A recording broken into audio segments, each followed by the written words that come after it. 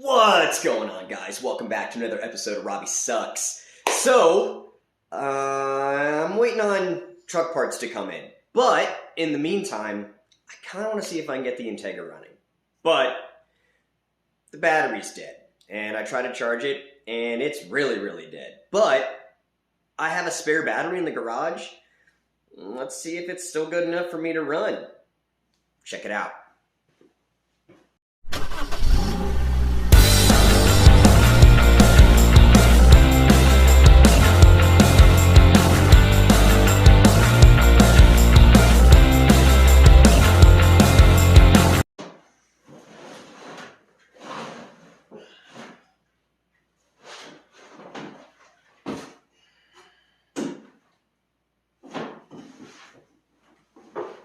Oh God, there's a hole in it.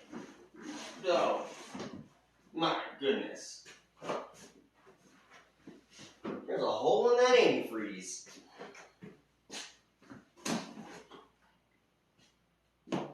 Well, purple.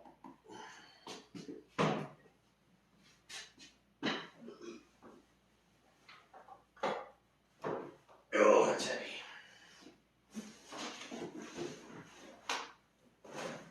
Oh my God. Oh my God.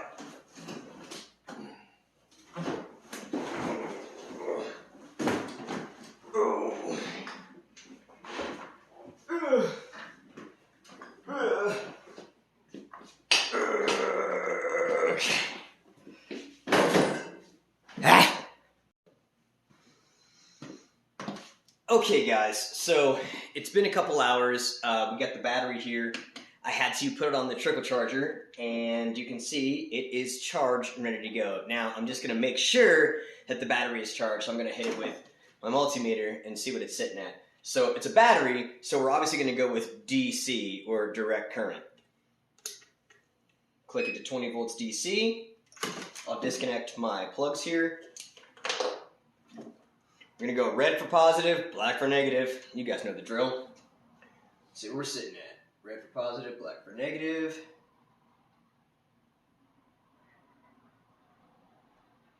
Now this is a 12 volt battery and it's sitting at about 11.5. So I'm actually gonna let it charge a little bit longer just to make sure that I can get above 12, because if anything's like under like 12 too, it's really gonna have a hard time starting.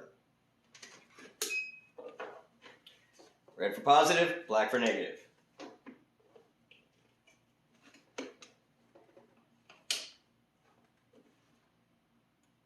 And we're charging again. Go. So now while I'm waiting, I'm gonna go ahead and take the other battery out because it's pretty much done. Follow along.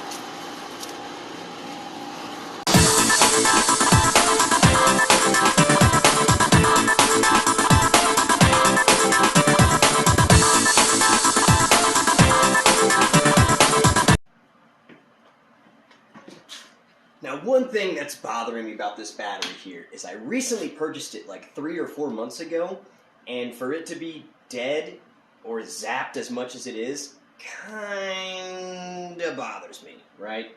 But I'm gonna go ahead and see how much juice is actually on this. So I've got my multimeter yet again. We're gonna go put it to 20 volts DC for direct current. And we'll see what we're looking at here. We've got our negative on this side, positive on that side. Negative, positive. Oof. Yeah, we're sitting at 0.4 volts. That's not even half a volt, which tells me that this thing is zapped, and also that it may not take a charge when I put the trickle charger on it. But we're gonna find out. So once this is done charging out to at least 12, I'll go ahead and throw it in and we'll try to give the car a crank. But until then, we're just gonna wait.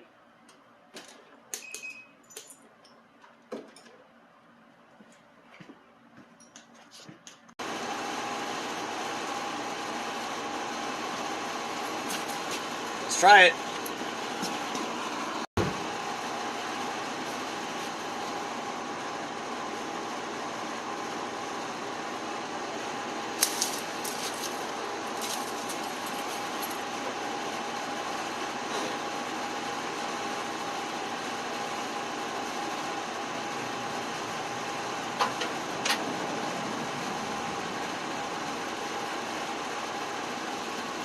Okay, so we tried to start it, it didn't start. I shot the battery again, I'm sitting at 11.8 right now. So, I put the charger back on. But the weird thing is I'm not getting any clicks or lights or anything at all in the car. Like there's like no juice going to it. So, I checked my fuse box, everything in there looks fine. All the relays look good, all the fuses look good. Alright, so after thinking and reaching out to Martin, who's got a little bit more knowledge on imports than I do, he said it could be my main power relay. So I just got back from my local O'Reilly's. Turns out they have one. So that's what I'm changing next. Here is the old main power relay. Here's the new one. Now, they look a little different, obviously, because this is from 1994, and this is from, well, now. But I looked at the connectors, and you probably can't tell, but they look the same on the inside. So I'm going to try to get this installed and see if I get power to the car. Okay, so good news. I was able to get power back to the car. I found this super sweet melted 20 amp little fuse here, and well, I replaced it. It's fine. It was just a cooling fan fuse, so it wasn't really my problem, but I do believe the main power relay was bad, and then I just did a quick clean of the battery terminals, and Bob's your uncle. But unfortunately, when I went to go start it, I still didn't have enough juice in the battery, so it's on the charger right now, but I know that we have good power. It's like I always say, it's alright to suck. Just don't give up. I'll see you next time.